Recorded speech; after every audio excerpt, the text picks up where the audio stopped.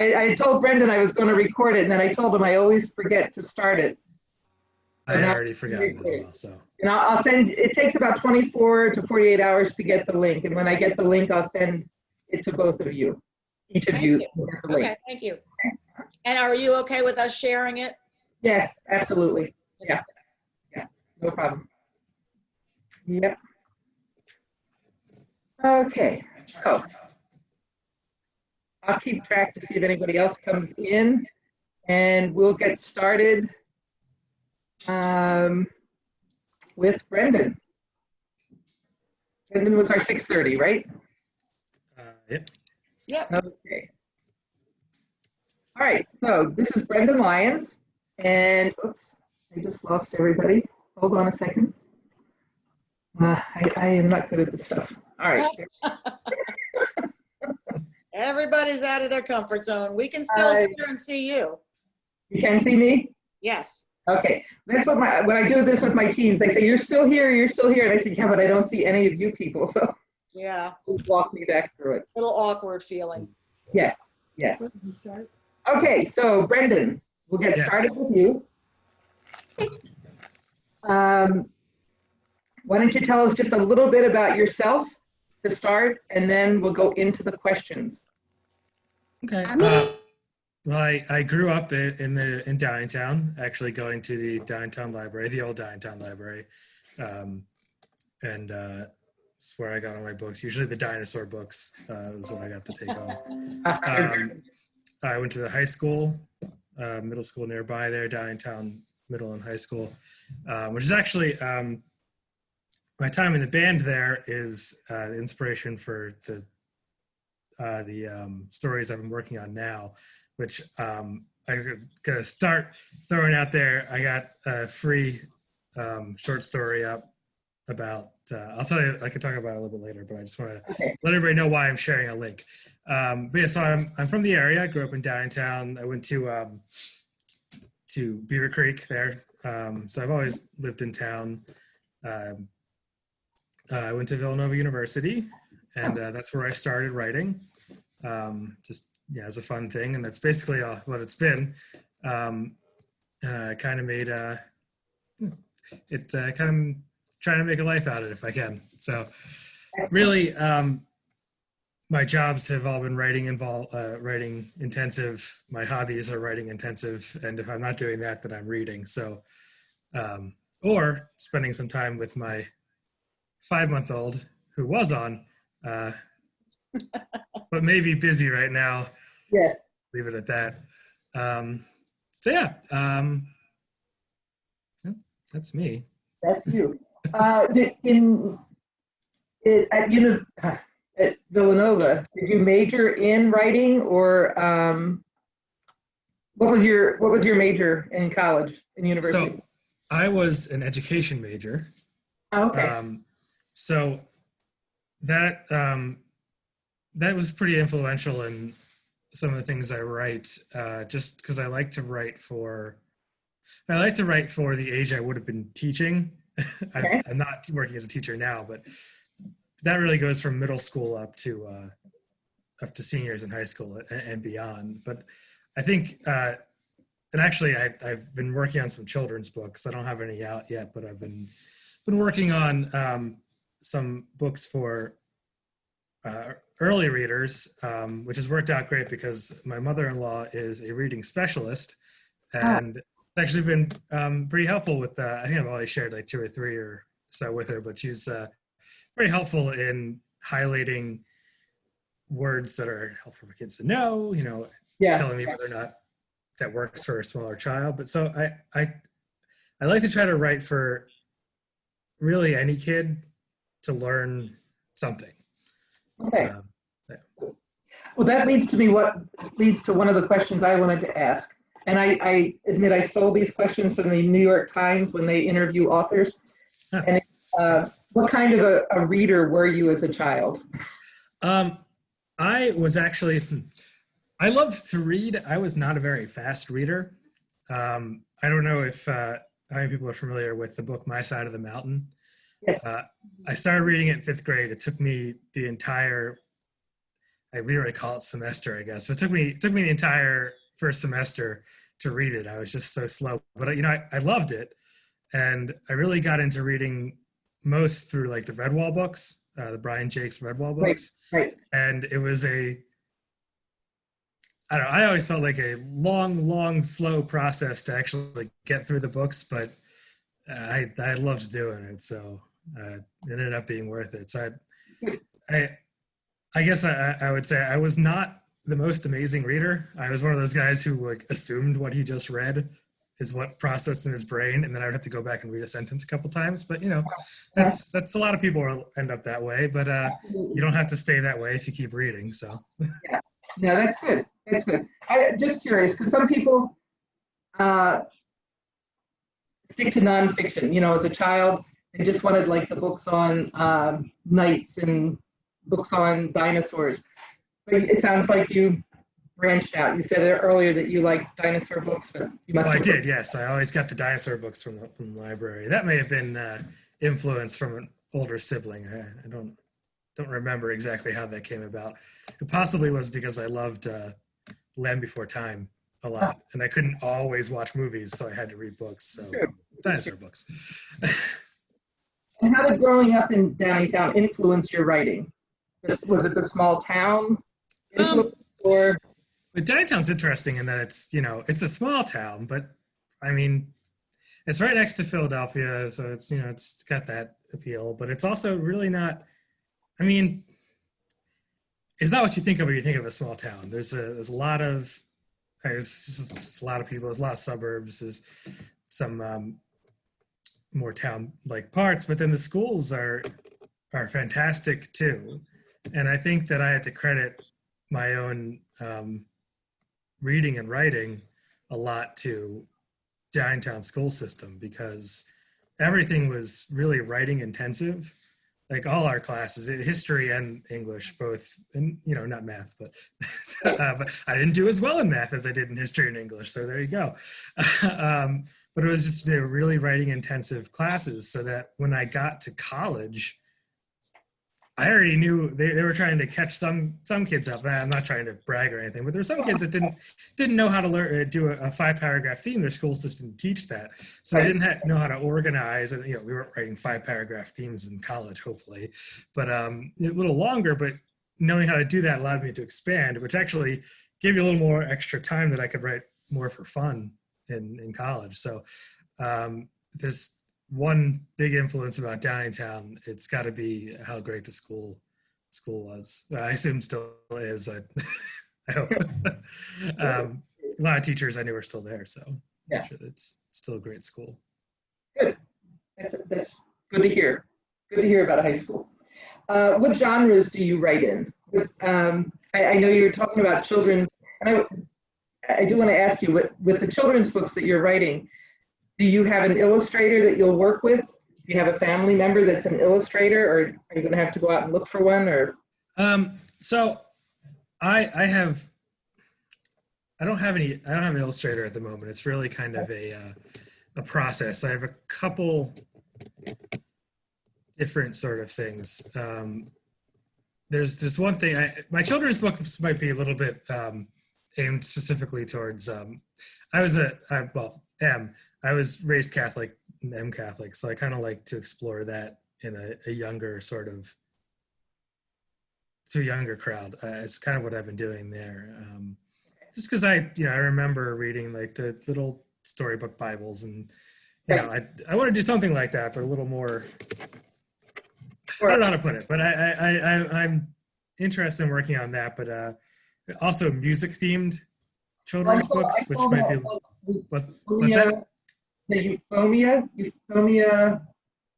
I can't remember the title of it. Euphomia. Oh, Euphonium Pandemonium. The link there for anybody who's seeing this later or now, that's to a short story called Euphonium Pandemonium. That is a book it's like a mystery novel, but it's music themed mystery novel. Not novel, sorry, music themed mystery short story. Of which I have, I'm sorry? Sorry, I keep interrupting. No, that's okay. That's actually the third of the ones I put out. So they're kind of, they're for late elementary school, probably 5th grade up to, depending on the level, maybe 7th or 8th grade. It's one of those things where, they could really enjoy it probably. It might be a little tough for a 4th or 3rd grader, but an advanced 4th or 3rd grader might like it a lot. Right. So, but I think that's a lot of fun because I took a lot of that from my own, a lot of the information from my own experience in middle school and high school. So there's a lot of real kids who are into the band will catch on to a lot of the, I guess, insider sort of thoughts. So that's what that link in the group chat is that's the free installment 3 of the Music Room Mysteries, Euphonium Pandemonium. So if anybody is from Downingtown and ever went to the cavalcades, I think the band is going to again. When I was there, they actually stopped going to the cavalcades, but I had grown up going to them because my sister and brother both went. And Downingtown was, of course, excellent. They're an excellent band. So that's really a bit of like a shout out to that, getting to do that. I know they're going back again, so there may be more students who are familiar with it again. And how about your novels that you've written? What genre are the novels? So I have a couple fantasy novels that I've written. The first book I wrote is The Traveler. It's a book here. This, you can actually find this in the Downingtown, the Chester County Library system. Yes, it is there. So there's that. This I started writing this at Villanova. And it was one of those, it sounds like a fun story. I was walking across the snow in this big long field, and I was tired because I'd been in classes all day. I think I was maybe coming back from band or something, and I was just walking across the snow, and it was very crisp outside, except it was clear up above, but it was freezing, and every step felt miserable. So that's how the book starts. So I have that. I have the second installment of that is this Lords of Canamar. I don't know how to make my camera make it look good. There are third and fourth installments of that. The third is currently undergoing some more rewrites, and the fourth is in the review stage. But the whole series is 4 books. So I'm not exactly sure when that's going to happen, but we're working on it. This is sort of a political thing. So if you're not into political stuff, steer clear. But it's mostly about community, I like to think, is single candles. But that's about really community and working together to try to help one another out. But there is a little bit of politics in it. So if it's not your speed, then don't do it. Okay, excellent. What book are you reading right now on your own for pleasure? What are you reading? For pleasure, so I recently started a new job. So the book I'm reading for pleasure is actually a textbook on bioethics. But it's actually extremely interesting. I do not have it with me, otherwise I would show it to you. That's okay. But I was the kid in high school who was reading his history textbook in math class and trying to hide it from the math teacher. Yeah.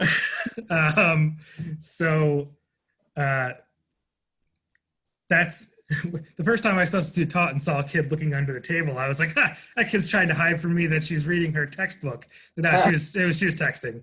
But yeah. I was like, oh, that's right. Those things exist now. We had cell phones when I was in high school, but like 3 people did, and it was it wasn't. So that was an experience. But yeah, so I do enjoy a good textbook. So you can't say that I do, but that's good. History textbooks I enjoy.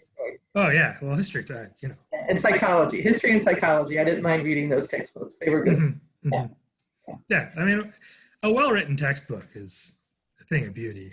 If you can give somebody vital information like that in a way that's still engaging to read, that's an art form. It is absolutely. It is absolutely. Yeah. Yes. And so genres are fantasy and children's books with religious themes, would you say, or? Well, so those are something I haven't quite gotten anywhere with. I'm trying to look for somebody to work with, because it's really more of like an early. Actually, honestly, some of them, to call them religious is, it's accurate, but it's also a little bit of like an ethics sort of thing. So just kind of and also like a little bit of critical thinking. So there's religious themes, but there's also sort of ethics and some critical thinking. And I think it's something that, I guess, it's a little bit of history. Honestly, those things aren't done, so it's really hard to tell you exactly what they are. Yeah, I want it to be something. Yeah. So it sounds interesting. I remember in high school, one of the religious classes we did, it was on ethics. What's ethical behavior, and they were preparing us for the real world way back in the Stone Ages when I was there. But I always found them interesting, and it was, is it considered suicide if you're trying to save someone and you throw yourself on a hand grenade? You're going to die. You're going to die, but you're going to save somebody else's life. We would have these huge discussions in class. I thought, when will I ever use this? Yeah, that's a little bit of principle of double effect there. Yeah. Right. Yeah. I think. Yeah. Yeah. Nothing that heavy is not what I'm looking for. I'm thinking more about like looking out to treat people well, like even if it doesn't profit you in any way. It's kind of more the level I'm thinking than grenades. I can vividly remember the discussion on that, and I'm thinking, oh my word, will I ever use this kind of thinking? But so far, I haven't had to make that decision. So that's. Do you know what you would do if you did, though? If it was to save somebody, I probably would jump on the hand grenade. Yeah. If it was somebody I knew, and yeah, I would do that. Yeah. I'm gonna try to jump on them and hope it misses me, but it depends on how many people are around. Yeah. Yeah. It was just one of those strange times in high school that I remember. But so that was that. What are you working on next? But I think we've already sort of covered that. If it's the children's books there's actually one other project I've actually been working on long term that I want to mention in this because it has local ties. Okay. So there's when I was a Boy Scout, Eagle Scout. So I guess I technically still am a Scout. But so I did that's right. Your son's an Eagle Scout too. Yes. So for my Eagle Scout project, I kind of took the lead in my troop building a monument for this kid named Charlie King. And he was 12 years, I think he was actually 13 when he died, but he was 12 years and he enlisted in the Union Army during the Civil War. And he was a drummer boy and he was killed at Antietam. Wow. It was sort of, I believe it was an accidental fire. They were supposed to be off, by the way, and so he got hit. I have been looking into his story a little more just to see if there's more out there. With every passing year, it feels like we have more access to information. So I was just looking for more information on his life, and I was thinking about maybe writing something about him. And I found out that there is a book about him.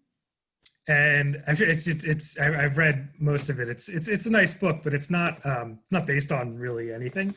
So what I have been trying to do, what I've been working on, I have a first draft. I found, I went to like the Westchester Historical Society, found some news stories. I went to, I found this diary by a guy who was in the same regiment as him.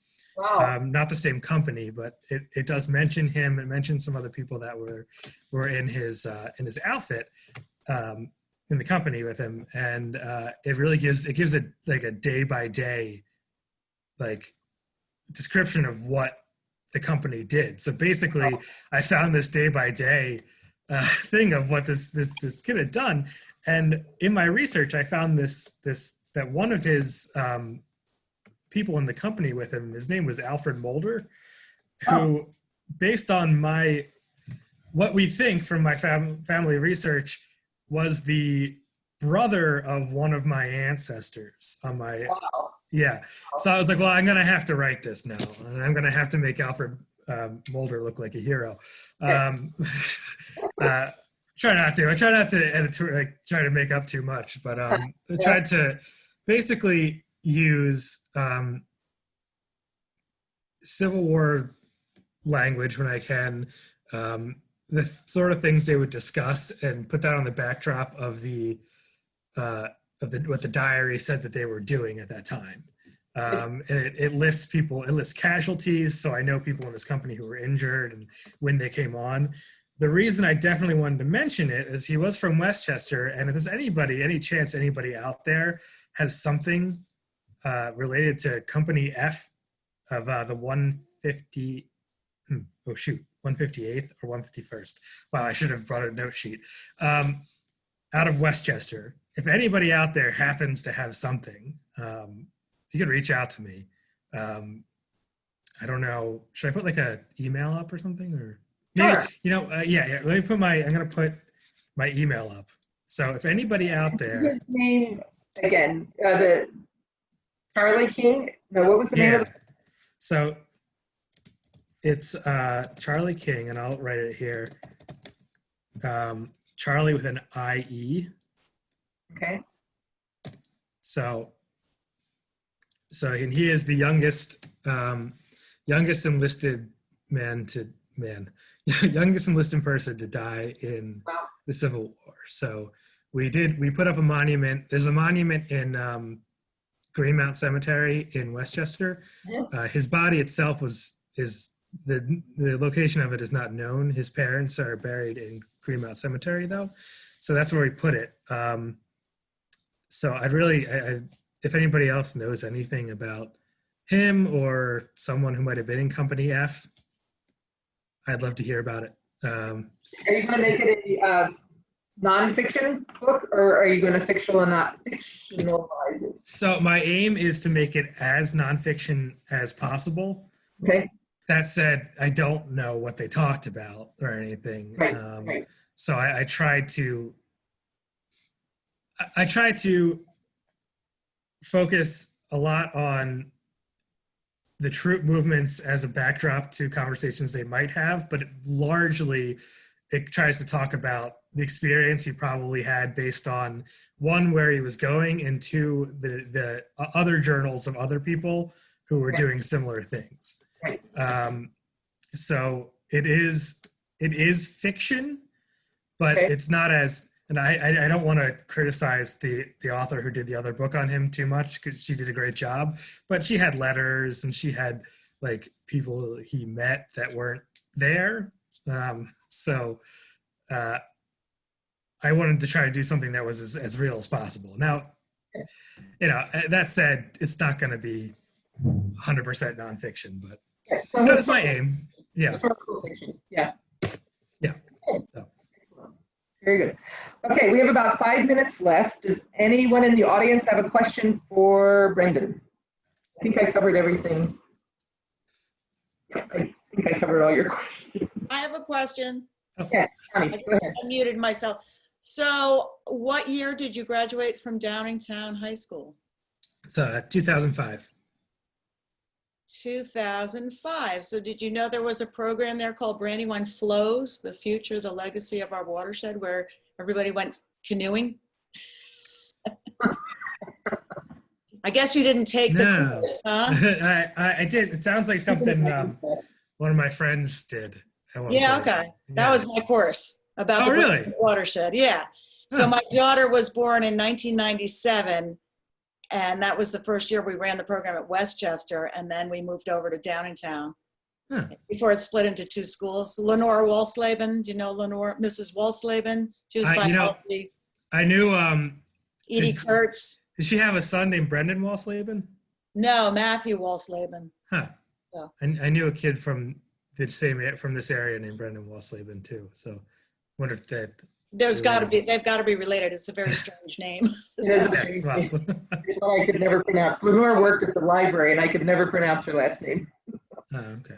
So, Brian, I also worked for 4 years at the children's library, at the school library at Beaver Creek Elementary.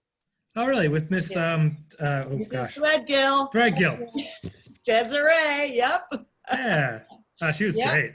I just heard from her the other day because I sent her a homemade mask with a mask chain as a little gift.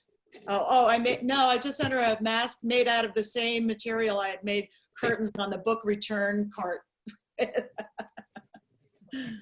She's still there. She still is there, yeah. Yeah. And she used to give me nightmares every Halloween with the scary stories, yeah. Oh yeah. She was the first person I heard the Taily Bone story from. And that thing haunts me to this day. Like, it hasn't been that long since I had a dream that something was looking for whatever I just ate. Like, I love those stories. She they were good, very well. She's excellent. She is excellent. Yes. Yeah. She's on the board of the Downtown Library now too. Oh. She is. Yes. Yes. Oh, good. Yeah. Yeah. She's a delightful person, Desiree. She really is. Anyone else have a question for Brendan? I do. Go ahead. I just wonder how you are finding time to keep on writing. Are you able to find the time? Right now, it's been difficult. I have a 5-month-old for anybody who didn't. Oh, I didn't know that. Yes, you did. This is my mother asking this question. So she absolutely knew that. Not a whole lot. I'm trying to work it in there though. Okay. We managed to get this Euphonium Pandemonium together. Yeah, I saw that. Yeah. Put out, but I'm not putting out stories every 3 weeks anymore. Times change. Times do change. Yes. It's been worth it though. I gotta tell you, having a kid's been pretty great. Good. I'm happy about it anyway. You can't turn them back in, so it's not like a book. That's You're kind of stuck with it now. No, she's stuck with me. There you go. Anyone else? Okay. Brendan, that was great. You were my first interview. I've never done this before, and you made it easy. Made it very easy. Good job, Karen. You did pretty Good well. luck. Good luck. Yes. Well done. Well done, Brendan. Well done. Thank you. Okay, so we will start our second interview with Connie Nye. And Connie, do you want to just tell us a little bit about yourself, and then whatever you don't cover, I'll get into with questions. Sure. I'm first going to beg you all, since you're all his family, not to leave. Yeah. Please. I'm staying. I should mute myself though. Hold on. Thank you. So my name is Connie Nye, like Bill Nye the Science Guy. All the children that I work with ask me if I'm related to him, because I go into the schools and do programs that are based on environmental education, watershed science. Unfortunately, no, I am not related to Bill Nye the Science Guy. But I grew up in Rye, New York, Connie Nye from Rye, and then went to Franklin and Marshall College out in Lancaster, and met my ex-husband there and got married. We went off to California for him to pursue his PhD in psychology, and we ended up returning to the Chester County area. And we ended up settling and raising our kids in Downingtown. So my kids did go through the Downingtown school districts, and I agree, if they could do anything, they were not, well, my older daughter was not a stellar student, but she could write like nobody's business. She did an excellent job. The other daughter went to the STEM Academy and pretty much hated every minute of it. So I try to share with families, like, not every kid is meant for STEM, but it was the only way for her to go back to school with her best friend, who she and her best friend got split from Shimona Creek. So half of Shimona goes to Downingtown and half goes to Lionville. And so they got split. So that they got to be together. So years and years later, Eliza, the younger one, ended up coming down here to St. Petersburg, Florida to go to college called Eckerd College. And she just graduated in January. And my older daughter, Sydney, left Downingtown and moved down to St. Petersburg, Florida as well. So when the COVID hit and all that, I just said, you know what? I want to be near my kids. So I picked up and moved down here. I lost all of my schoolwork and all of my camp work. I lost all my work, basically. But in February, I had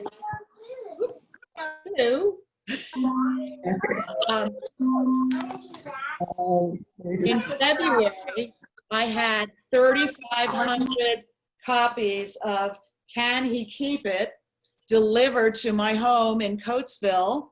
Oh, no.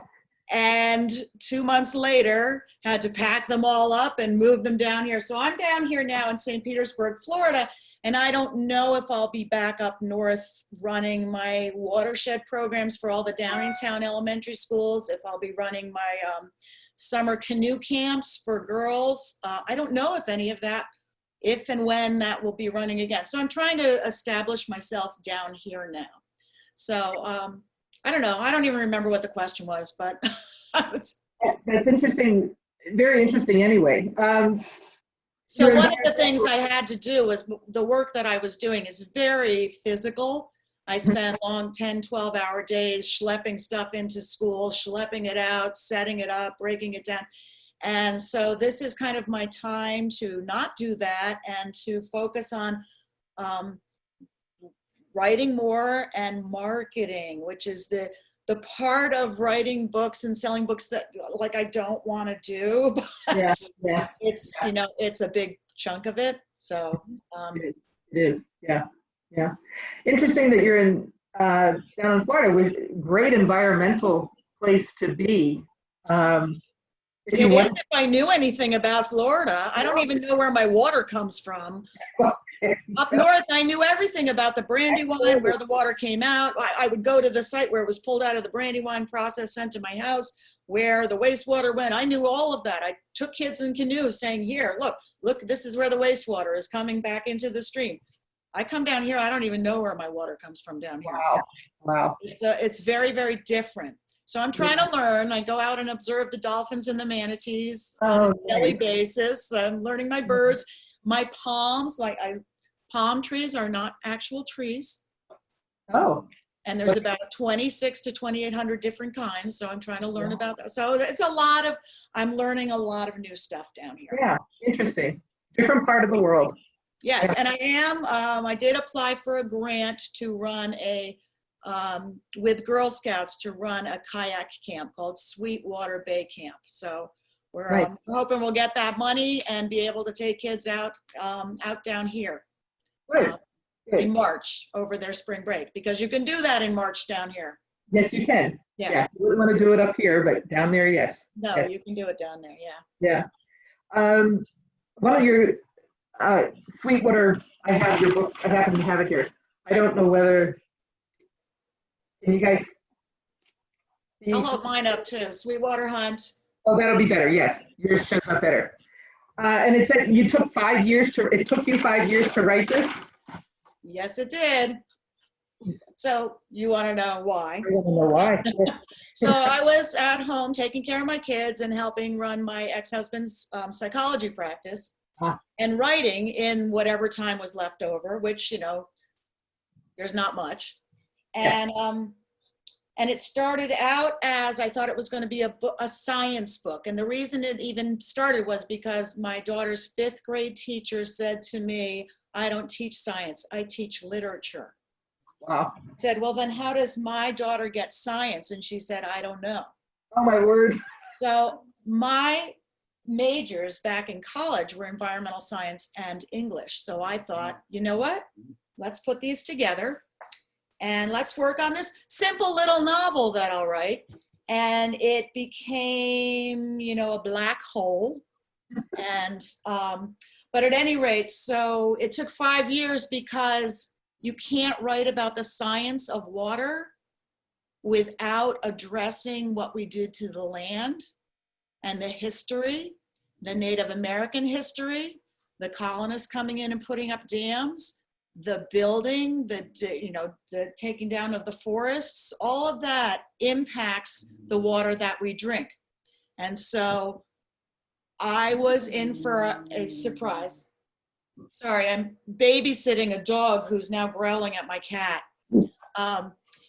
It took 5 years because I ended up having to go so far into depth about the social sciences that I had to learn from scratch. I hated history when I was a kid.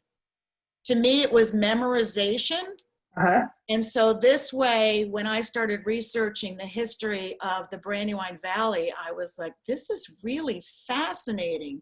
The Native American history. So interwoven throughout the novel, there are Native American ghosts that appear.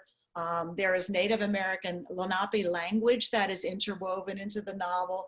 There are historical figures that appear as ghosts in the novel. And it's an adventure story. It's meant for like 4th, 5th, 6th, 7th grades. Mm-hmm. And it teaches all about the water quality, how you do water quality testing, but it's an adventure mystery story that starts out with a mystery of, finding a clue with a riddle on it, and they're trying to figure it out. And the way they have to do that, I don't know if I'm going to try to share my screen. So bear with me. Let's see if I can do that. It looks like I haven't. Thought I had an option here. Maybe not. I have to give you the option. Start. Well, you know what? I don't know if I can. Let me hit that and see what happens. Oh no, you disabled it. So, all right, I won't share that. But at any rate, in the beginning of the book is a map. I'm going to show you the map. The Brandywine watershed, also known as the Brandywine Valley, actually looks like an elephant's trunk, an elephant's head, if you can imagine. Oh, yes, it does. The trunk, and this is his big head. And so the story goes through every little town and historical place in the valley, and there's a chapter basically on everything. So this book, this map has a key to the chapters that you can read. So maybe I just want to read about Marsh Creek Lake and how did that get there? What's the history of that? I can just go up here and look, and that's chapter 23. I can just go read chapter 23, and I'm going to learn about the history of Marsh Creek Lake, but I'm not going to understand the context of the mystery story. So at the end of the book are a bunch of activities. It's interactive because once upon a time I was a science teacher, and everything I did was hands-on. So as you read the book, it tells you to stop and map it or check it out. And then you go to the back and it gives you activities to do. So I put a couple of things on YouTube to help guide people through a couple of activities through this. So there's some links there. I sent you some information, Karen. I don't know if you are able to pass that on, or I can probably type a message in there that says where to find it. Yeah. So that's the Sweetwater Hunt. That's why that one took 5 years. It just ended up being so much more involved than I had any idea, because communities that were developed over the last several hundred years have so much history that affects the environment. So. Yes. I had read it years ago when I first met you, and you did a thing at the library for it. Okay. And I read the book then, and then I was just going through it again a couple days ago, and I really liked the map it and check it out. Yeah, And I'm a bit of a map freak. Yeah, yeah. I just thought that was an excellent thing for kids to do. Go find it now. Go see where it is. Yeah. So I just put this on. If you look up YouTube, Connie Nye, you go to the one that has my picture, and there are a lot of videos on there. A lot of them are teaching songs. They're excursions. When COVID first hit, I started going out and filming a lot of things. But now I'm trying to work some of it into promoting this, because I think it's really perfect for homeschoolers right now. It is. That is the audience. This was designed for teachers and homeschoolers. I have a bunch of adult friends who've read it and said, oh my God, I love this book, because it takes you to all the different places in the area and tells you what to look for and what the history is and what the water quality is around there. So it was quite the labor of love. Yeah, and if you look through the book, you can see why it took 5 years and how just all the research that went into it is amazing. I never would have done it if I had known how much work it would have been. So. Good that you didn't know. Good that you didn't know. Yes. The book that you held up at the beginning, Can I Keep It? Or Can He Keep It? Can I Keep It? Can he keep it? Can he keep it? So it's called Can He Keep It, not Can I Keep It? Can he? Because someone published a book by the name of Can I Keep It in either early 2020 or 2019. And I said, I can't use the same name. Okay. So I had to change the name. Okay. And this is my children's book. There's watershed education at the beginning and the end, but the story is a story that I've worked with all sorts of Beaver Creek kids and kids all over for decades. And that is when they catch something, when we go ponding, whenever they catch something and they hold it up and they say, can I keep it? And I say, well, what if a great big giant were out on a field trip with his class today, and the great big giant caught you? He's out there. Here's the great big giant. I don't know if you can see that well. Yeah. There's the little boy, and the great big giant has his net, and the great big giant catches you. What would you want him to do with you? He said to his teacher, can I keep it? So here he is looking at the illustrations are fantastic. They are. I did not do them. Okay. But in the beginning and the end, there's also information for adults about where do you live? What kind of watershed are you in? What's a watershed? There's, when my printer said, oh, you have these things called end pages, and you can put more information in there. And I said, oh, I got very excited. So this is now Indie Excellence Book Awards finalist. That's what it is. Indie Excellence Book Awards. So can he keep it? So my books are basically a way for me to keep teaching without having to be right there. So it's kind of like trying to leave a bit of a legacy of how do I pass this on to other teachers and families so that they can go out exploring with their own families, their own children, or their own students. How can they do it on their own? There's information in here about how to go ponding with kids. What do you need? You know, a paintbrush, a spoon, a cup, and some kind of little net. And then there's information, let's see. Here's how do you go ponding? This is at the end of the story. And then, you know, so basically it's a stewardship book, because the bottom line question is, you know, you're asking the audience, can he keep it? And the audience is supposed to answer. But it's after we realize a little bit of compassion for this tadpole that's been caught in the first place. You know, let's put ourselves in his shoes. So Yeah. yes, that's that book. Very nice. Very nice. 100 years ago, when I was first a Girl Scout, we went on our first hike, an overnight weekend camp. And we were hiking through the woods, and we found these little tiny Little toads. slippers. No, lady slipper flowers. Lady slipper flowers. And Oh. 3 girls, all the girls wanted to pick one, and the leader said, no, there's a rule, and I can't remember now whether it's 5 or 7, that you never pick a flower unless there are more than 7 there, because Okay. we need that many to regenerate.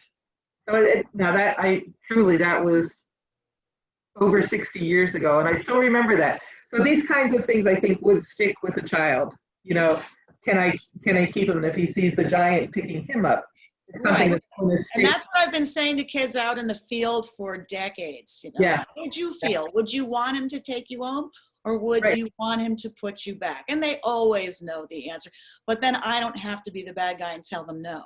Right. They Right. come to their own conclusion about it. Yeah. So Which is- it's clearly sunset here, so I'm gonna turn the light on because I didn't realize how quickly it would get dark suddenly. Oh, look at that! A little bit lighter now. There you go. It's dark when the sun goes down. Let's see. So what's next for you?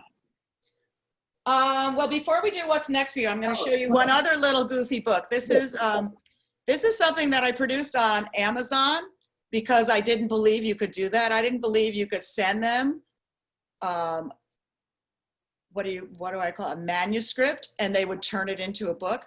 This Pete the Shad sings along the Brandywine. I go and I work with fourth graders all over the Chester County area. And Pete the Shad, as you can see him behind me, he's hanging up here. Oh, Pete the yes, Shad is a kind of fish that is a migratory fish, and there are not that many of them anymore because of everything we've done to the water. So Pete the Shad represents the need for clean water and the need for taking the dams down that were erected for the mills back in the day. yes. Pete the Shad visits the schools. The kids think this is the most hilarious thing in the world.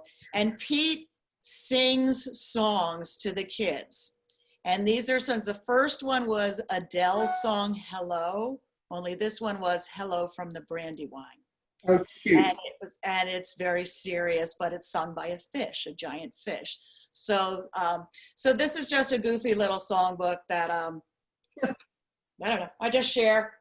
It teaches all about watersheds. Every song is something, you'll learn something about watersheds in that songbook. What kind of I've never heard of a shad.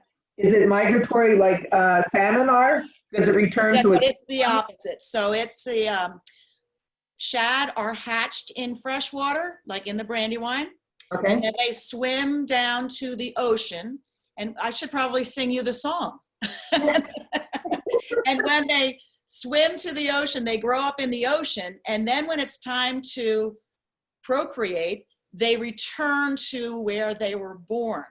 So the problem is they would swim back up, but between pollution, warm water, and dams, they could not get back to their place of origin. And so there's a big movement to, there's Shad, Save the Shad groups all over the place. I'm going to read you a little something, Karen, okay? So bear with me, everybody. This is Pete the Shad. He says, I'm Pete the Shad, and I speak for the creeks, for they babble and burble, but they cannot speak. I speak for the rivers that run to the seas. I speak so all rivers once again can run free. Yes, I'm Pete, I am Pete, and I am a shad, a fish with a story that is rather sad. As a food source for natives, I was quite fab. But then things around me began to get bad. Way back in the day when the colonists came and they cleared lots of land and put it in their name, the Lenape lost access to fish and to game. They quietly left, driven out with disdain. The colonists soon built dams for the milling to harness the power from water a-spilling. They made flour and gunpowder and textiles for billing, and that's what affected me and my chillin'. 'Cause I'm a migrating fish. I hatch in fresh water, migrate to the ocean to grow as I oughta. When it's time for me to make some sons and some daughters, I need to return to my original freshwater. But the dams, man, they kept me from swimming upstream to the place where I needed to go spread my genes. And then runoff and sediment from you all building your dreams drove us away, just like the Lenape, it seems. My need to swim from birthplace to ocean and eventually return to fresh water, that notion is a thing of the past, since my need for motion is too often now obstructed by dams and pollution. Unless, like the great Lorax once long ago spoke, you can turn things around and stop being dopes. You can once again give my shad friends and me hope, for you are now the shad saving folk. So, and it goes on a little bit more, but very nice. That's what I do with kids, get up there and do some rapping and some singing, but they get it by the time you're done. I got my master's degree in education with an emphasis on social and emotional learning. So I like to present information in a reading format, in a hands-on, a touch format, a tactile, musically, poetically, a lot of hands-on. That's how I like to project science. is using all of your senses. So Yeah. So that's my little rap about the shad. Interesting. Interesting. Yeah. So are shad, do they fish for shad when they're in the ocean or when they're in the freshwater? When are they edible? Well, I know they fish for them in the rivers. I don't know about the ocean. So I was on a Tinder date once. Whoa, good for you. And we went to the museum, the art museum in Philadelphia, and there was a picture of shad fishing picture. And the guy I was with, named Charlie, said, "Oh yeah, that's such and such. Yeah, that's where they're fishing for the shad." And I looked at him and I said, "You know what shad are?" And he said, "Yes." And I said, "Well, I have a costume in my car." Yes, I did. Good for you. I took him out to the parking lot and put on Pete the Shad. He laughed and he laughed and he asked me for another date. There you go. You had something in common. Yeah, who knew? Yeah, I have like a very low bar when it comes to humility. Yeah. So, I just like to make people laugh. That's what I like to do. That's excellent. But it sounds like you're a wonderful educator, which is really important. Well, you know what? I have to have fun with it, or I wouldn't do it. And because really, it's not like I'm making a huge, successful financial gain out of it. So yeah. There's an author. I'm sure you're familiar with him, Carl Hyacinth. Oh yeah. From Florida, and his books always have something environmental in them. Yeah. And I always admired that about his writing. And one of my Beaver Creek teachers just sent me a book from, I guess it was being discarded from a library. It's his book called Scat. Oh yes. I sing to every kid who comes out of Beaver Creek knows two things. One, they know the sound of a red-winged blackbird. Okay. And they know what scat is. Oh, they also know their poison ivy. Because it starts with an S, it ends with a T, it comes out of you, and it comes out of me. I know what you're thinking, don't call it that. Be scientific and call it scat. Very nice.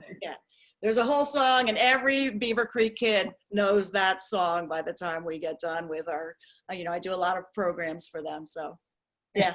I can't stop, that's what I do, is I sing and I rhyme, and I don't know, it's a disease. Really? Yes. It is. It's a useful disease, though. It is useful. It's good. Now that you've mentioned it, I did a river water test. You did what? Yeah, and then we tested the pH. Sorry, we tested the pH and. I love that, the PhD. Yeah, I forgot we did it with he was the the gifted program teacher, but I think there was somebody else who was working with him. Had you been doing it 25 years ago? Yes, I was. Yeah. Well, did you? I'm sorry, I'll stop hijacking here in a second. Did you know a student I would have been in high school named Zach Labarge? That does not sound familiar. Okay, because he got on the Brandywine watershed like nobody's business. Okay. I think it was your fault. Okay. Yes. Yeah. He still shares stuff about because there's still stuff going on with it. Yeah, it's cool. So the high school course is still going on, and so this book is basically the Brandywine Flows high school course brought down to a readable novel for younger students, for middle school students, and then I do a 4th grade program because of science PSSAs. I do a 4th grade watershed program, which is basically like the Brandywine Flows course, but it's for the elementary level. So what I like to do is be able to bring the same information, but change the approach for the different ages, the different aged audiences. Connie, can you tell me what watershed means? I always thought it meant it protects. Did we lose Connie? No, I'm here. Can you hear me? There you go. Okay. I thought I was talking to nobody. I always thought watershed meant protecting, like a shed protects your farming equipment or your animals. But it actually is where the water flows. Right. It So, makes it yeah. which way it's going to flow, right? So when I first started working at Brandywine Valley Association, which is now Brandywine Red Clay Alliance, I did not know what a watershed was. I was about 34 years old. I didn't know what it was. No, I was 32 years old. And when I found out, I was like, oh, people should know this. Yeah. So it became my mission. So if you look at this map, this is not a map you should recognize because it's not a political boundary map. It's a watershed map.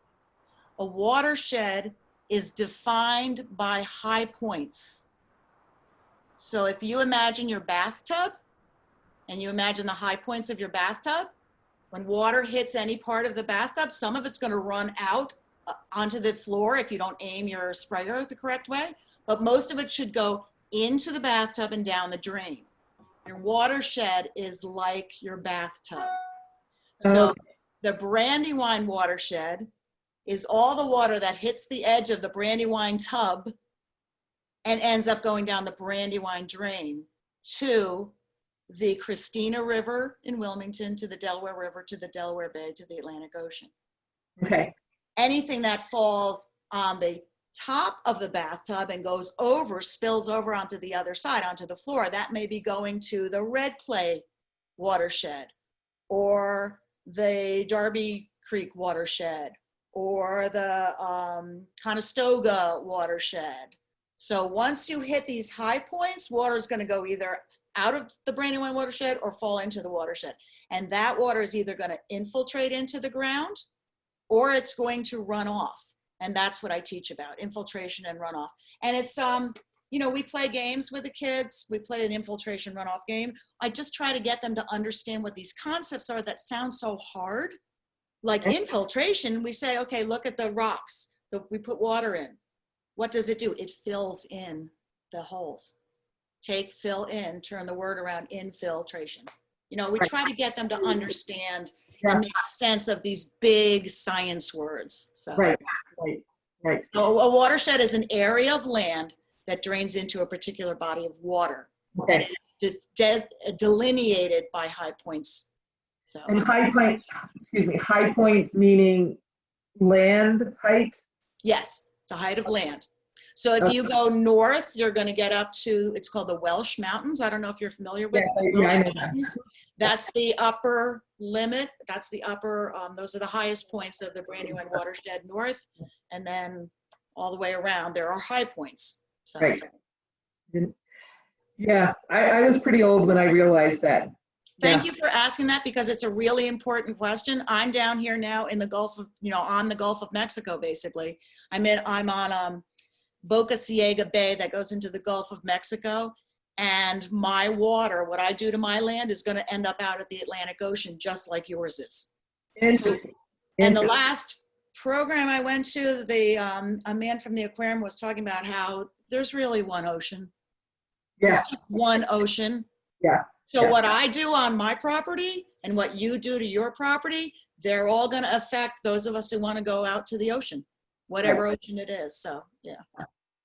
Yeah. Very good. Very good. Does anyone have a question for Connie?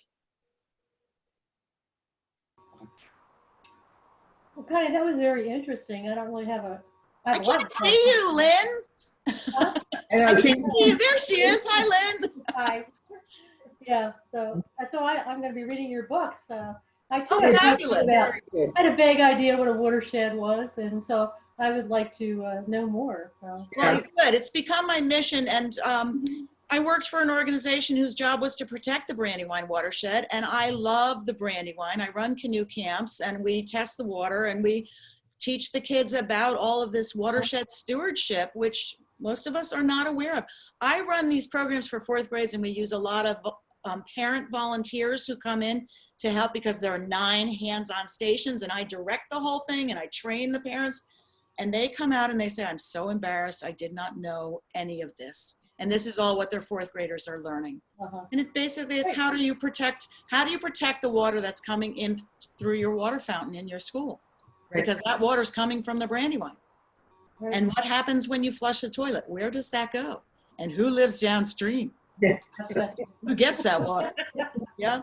So it's all like understanding. I've had kids from that Brandywine Flows course tell me that that was the best course they ever took, that high school course at Downingtown High School, because they understood their community based on the water dynamics. You know, water is life, and water is what. Yeah. Yeah. Oh, there's the baby. So I'm going to just take a quick moment to just show you. You said you wanted to know what we're reading. I don't know if you can see. I have all of these children's books that I buy. I'm a little bit of a children's book nut. So I buy the children's books, but I am also reading because I wanted to, this is called Field Notes from a Catastrophe. It's about climate change.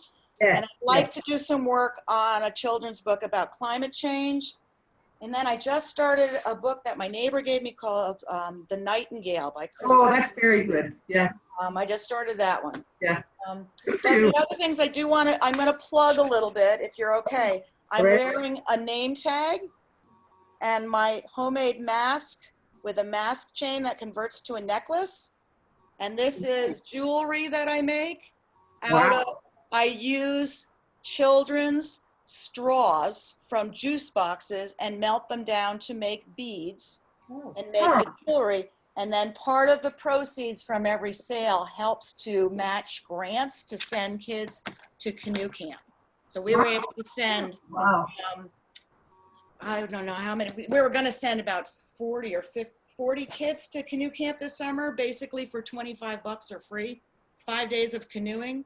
Wow. I'm going to show you a close-up.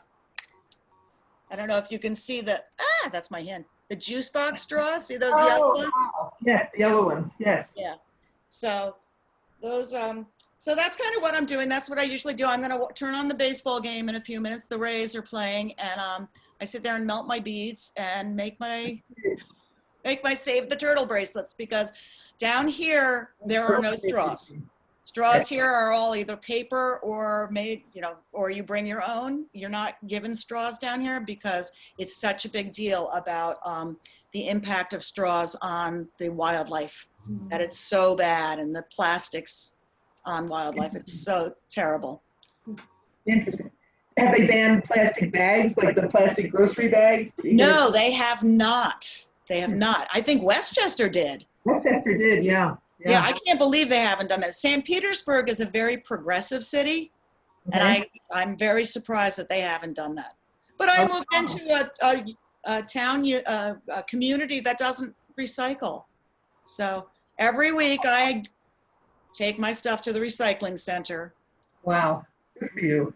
Good for you. Yeah, it's disturbing though, because they say only about 5% of all recyclables are actually recycled. Yeah, so, yeah. But you can only do what you can do, so. Absolutely, absolutely. Connie, this was very, very educational and enjoyable. I learned. Thanks. It was very, very good. Yeah. And Brendan, yours was great too. And I want to thank both of you for being my experiment. This is the first time I've done this. And you absolutely. Guys Thank you. Thanks for having us. Thank you. Yeah. And Brandon, I want you to check in with your friends from high school, because yes, I was at Downingtown High School. Let's see, Eliza was born in 1997. So I was there like 98, 99, and 99, 2000. So probably right before you got to high school. But then Lenore Wall-Slavin ran that program. And then Jeannie, somebody ran it. I think now that you mention it, because my friend Zach, I know he was very affected by it, but now that you mention it, I think that it was Miss Wall-Slavin, because I think the Brendan Wall-Slavin I knew was her nephew. Oh, okay, yeah. Because I remember, Zach also knew him, and he did the watershed. I think that's how they knew each other beforehand. So that all makes sense more. But the moral of the story is watersheds are important. Yeah. Learn about watersheds. Okay. I think I learned about them from you or somebody who was doing what you did. I'm familiar. I remember about the infiltration and infiltrating the rocks. Yes, sounds very familiar to me. I may have learned about this from you. So we are connected. Yes. Degrees of separation. Yes. Thank you, Karen. Thank you guys for Thank you. sticking with me and not turning off once Brendan was done. No. Yeah. You were Shame for more you. I didn't even tell entertaining, that. I'm gonna put my website on here too. Yes, go ahead. I think that will all show up on the recording. Does anybody Okay. know? Does that come up on the recording? Anything that's in the chat room? I don't know. I hope so. I hope so too. I have no idea how this stuff works. And I I know apologize. we're all out of our league here. Yeah. So These were all brain cells I was saving for retirement, and I've used them all up on Zoom. So what I want to say, I don't know about you, Brendan, but I have self-published all of my stuff. And then I get people who say, oh, I love that. I'm going to go order it on Amazon. And I try to tell them the best thing to do is either order it through your independent bookstore or directly from the author, because when you order it through Amazon, the author gets like, you know, $2 for the book for a $15 book or something. So I just try to spread that word, because I know that people want to support authors and independent bookshops. And so it's best to go to them and have them order it for you rather than Amazon getting all the money. So it's a good idea. Yes. Yeah. Karen, do you have a copy of Can He Keep It? I don't think we do. Oh, well, let me mail one to you, okay? Excellent. Excellent. Yeah. To the library. You have the library. Yeah, I'll look it up. Yeah, I'll just get one sent out to you. So I'll send you Pete the Shad Sings Along the Brandywine too. Excellent. Do that. Do that. Jill is our new children's librarian, Jill Swatton, and she does an excellent job. And one of her favorite things to do is, what does she call them? Creek stomps. She calls them a creek stomp. Yeah. And do things. So I think she would get a huge kick out of both of those books. Yeah, it And- sounds like a book she should be reading to the kids before they go out, so that Exactly. they can Absolutely. realize, so they don't ask the question, can I keep it? Exactly. Exactly. Head that off ahead of time, yeah. Yes. Yep. That'd be great. Well, thank you, everyone. Have a nice evening. I hope your team wins in baseball, Connie. Woo, woo, woo, go Rays. You know, it's quarantine. You got to get your jollies where you can. Wherever you can. That's fair. Wherever you can. Okay. Thank you so much. And I will send this recording out to the two authors. I'll send them to the authors, and then the authors can do whatever you want with them. Do with them what you will. Yeah. Yeah. Thank you so much. Thanks Thank for you. listening. All right. Good Thank you, job, guys. Karen. Good job. Oh, thank you. Thank you. Thank you. Thank you. Karen. Take care. Bye, everybody. Bye. Bye. Thank you, Brendan. Bye-bye. Thank you. How do I? Ah, there it is.